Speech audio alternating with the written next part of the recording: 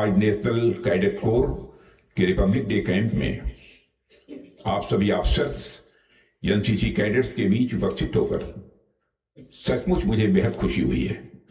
आप लोगों को शायद पता होगा हमारे प्रधानमंत्री भी एनसीसी कैडेट्स हैं और आपका यह रक्षा मंत्री भी एनसीसी कैडेट रहा है।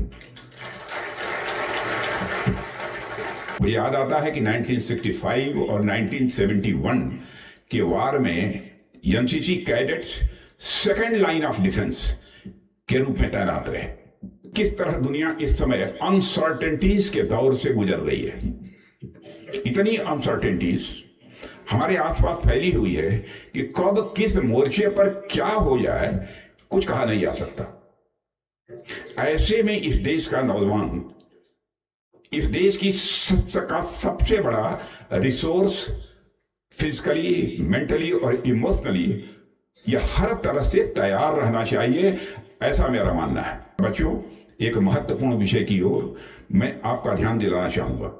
आपने देखा होगा कि आर्म फोर्सेज में जब भी कोई बड़ा कार्यक्रम होता है, चाहे वो परेड हो, एक्सरसाइज हो या कोई फंक्शन हो, तो वहां सिर्फ एक ही योजना नहीं बनती है। वहां हमेशा प्लान ए होता है, प्लान बी होता है और प्लान सी भी तैयार रहता है।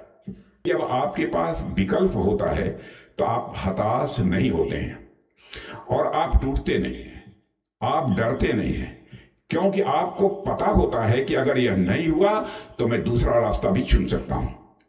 इसलिए मेरे बच्चों, जीवन में सफलता पानी है, माई वे और हाईवे से आगे एक मिलिट्री वे अपने दिमाग में बराबर होना चाहिए।